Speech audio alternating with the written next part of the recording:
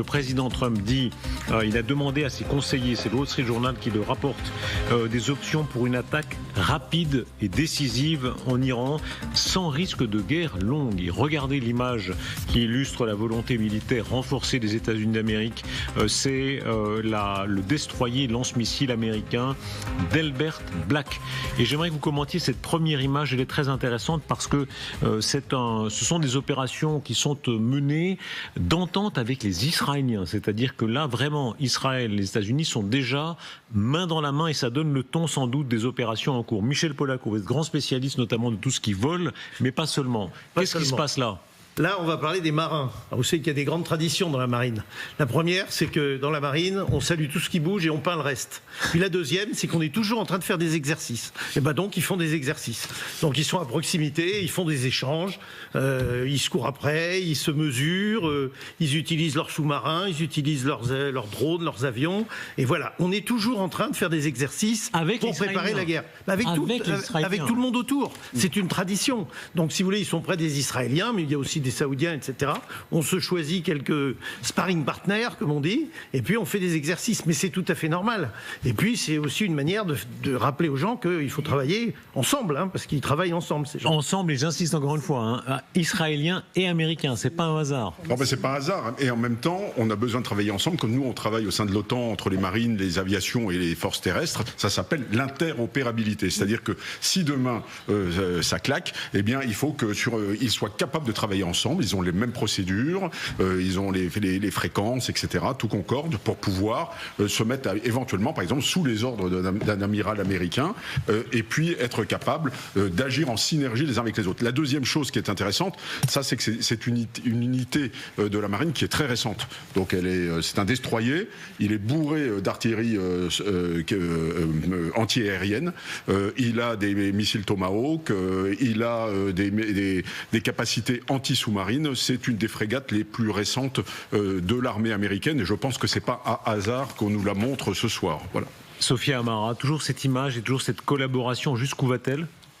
Là, Israël a quand même expliqué dès le début qu'elle ne voulait pas intervenir. Cela dit, en même temps, reconnaissant qu'elle avait des cellules du Mossad à l'intérieur du territoire iranien, donc d'être en plein exercice en attente de la décision du président Trump de pousser ou non le bouton, c'est un peu normal. Est-ce qu'il collabore au point, on entend parfois dire qu'en réalité Netanyahou est presque le conseiller militaire de Trump, que Trump l'appelle dès qu'il y a une grande décision. Est-ce qu'on en est là dans la proximité ? En tout cas pour l'Iran, oui, parce que Israël, c'est les yeux et les oreilles des Américains. Il y a peut-être une présence de la CIA, mais c'est surtout le Mossad qui est en mesure d'informer. Et tout au début du déploiement, d'ailleurs, le chef d'état-major israélien est allé à Washington. Avec nous aussi, Jean-François Bureau, merci beaucoup. Vous êtes ancien secrétaire général adjoint de l'OTAN, ce sera très intéressant de vous entendre. Passons par Washington d'abord. Sonia Dridi, vous y êtes avec ces propos rapportés de Trump qui semblent montrer, en tout cas, s'il n'arrive pas à faire céder l'Iran, une volonté de se battre. Oui, puisque le Wall Street Journal a rapporté ce vendredi qu'il avait demandé à des conseillers de lui présenter des options d'attaque décisives, rapides, en évitant une guerre de longue durée au Moyen-Orient. Et selon ces conseillers qui se sont confiés au Wall Street Journal, l'idéal, selon eux, serait de frapper assez durement le régime pour qu'il cède aux exigences nucléaires américaines et qu'il arrête de réprimer les manifestants.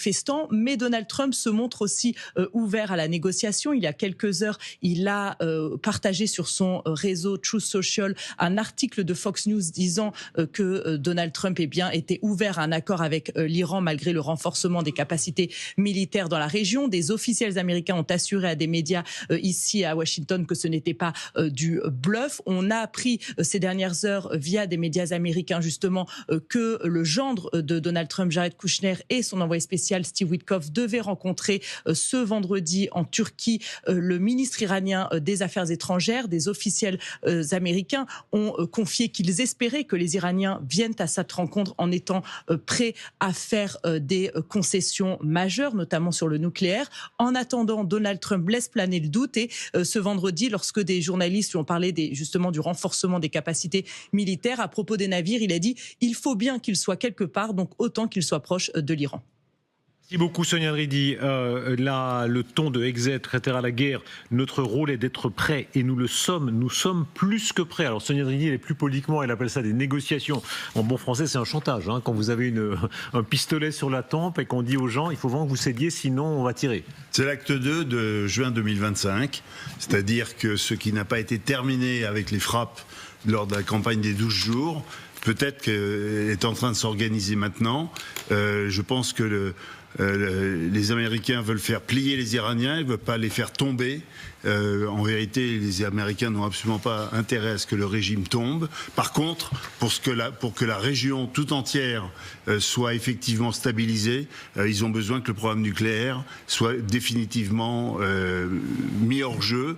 Je pense que la question de savoir si ce sont les moyens militaires ou les moyens diplomatiques qui aboutiront à ce résultat n'est pas encore tranchée. La force, hein, vous êtes tous sur ce plateau témoins, vous avez observé beaucoup de guerres américaines, vous avez travaillé avec les Américains au sein de l'OTAN. Ce déploiement de force inouï, quand on voit les images qu'on a là sous les yeux, le Lincoln se destroyer, tous les avions, combien, 150 avions dans la région. 150 avions, on peut considérer dans la région au minimum, oui. Est-ce qu'il y a une manière, même s'ils ne tirent pas, ou s'ils ne tirent pas tout de suite, cette démonstration de force, c'est une manière de dire au monde entier et à la région, les patrons, c'est nous. Cette démonstration de puissance, véritablement de puissance planétaire, il y a quasiment que les Américains qui sont capables de faire une chose pareille.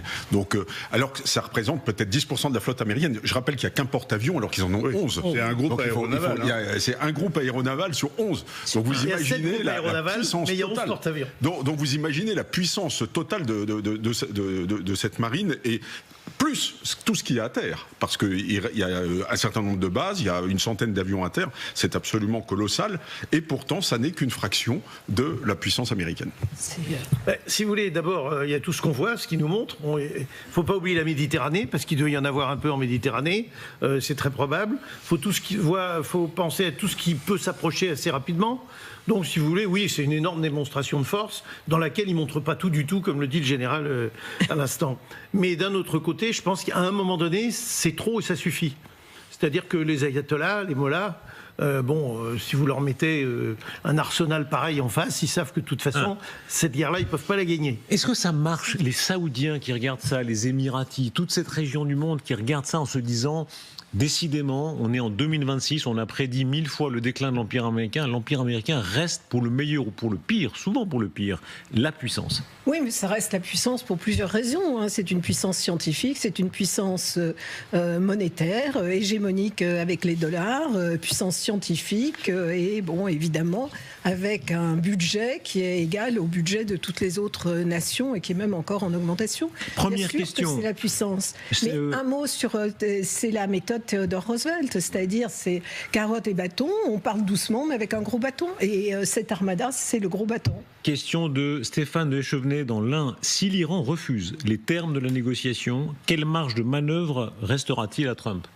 Mais il va falloir qu'il frappe. Alors, s'il a beaucoup de chance, les frappes pourraient provoquer un changement de cap de l'armée.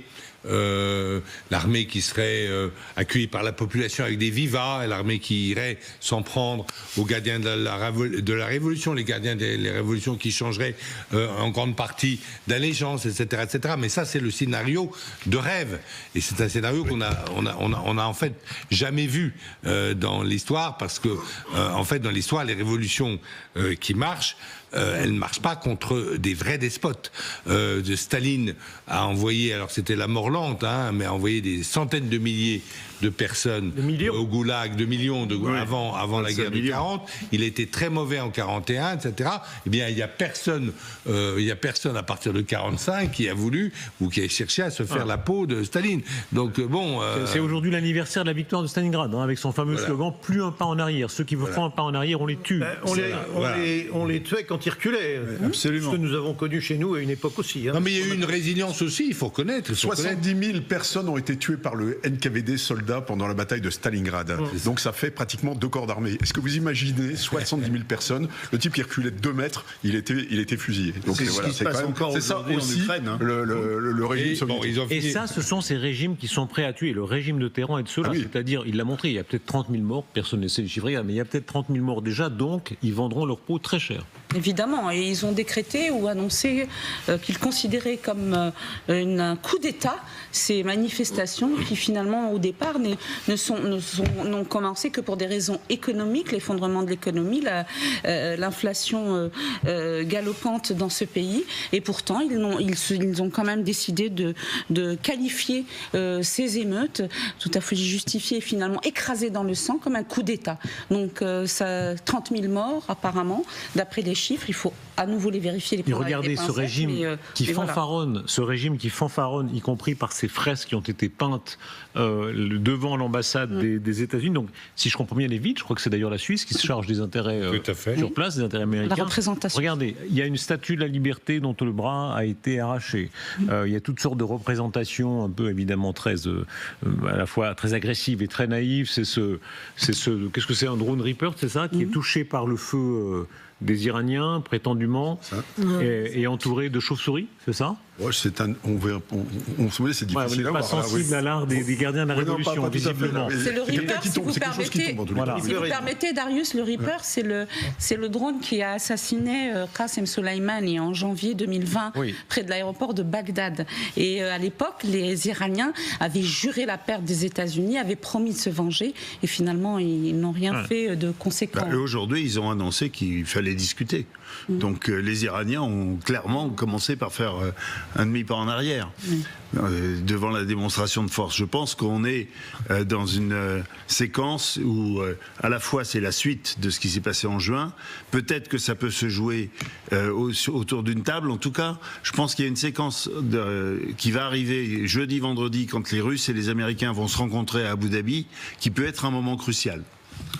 Avec l'incertitude des Américains qui évidemment peuvent mentir. C'est Sophia Mara qui rappelait qu'il y a 20 manières de dire le mensonge en iranien, c'est ça? Oui, ou en tout cas de qualifier le mensonge blanc, le mensonge innocent, et donc voilà. Et pour les Iraniens, ce qui n'est peut-être pas un mensonge, mais en tout cas pour Trump, il le considérera ainsi, c'est qu'ils vont tout faire pour gagner du temps et prétexter de plein de raisons pour aller revoir la hiérarchie, pour négocier sur le cadre des négociations avant même d'attaquer le contenu. Parce qu'aujourd'hui, si vous remarquez les déclarations des Iraniens, ils ne parlent pas des négociations, ils parlent du cadre. Pour le moment, en tout cas, il y a à la fois Trump qui a dit aux journalistes dimanche, quand il était encore en Floride, qu'il voulait négocier, il l'a dit tout à fait clairement, et que si évidemment la négociation, voilà, 3 petits points, et le président iranien, Pezeshkian, a dit que la guerre n'était pas dans l'intérêt ni de l'Iran ni des États-Unis d'Amérique. Il a ordonné l'ouverture des négociations.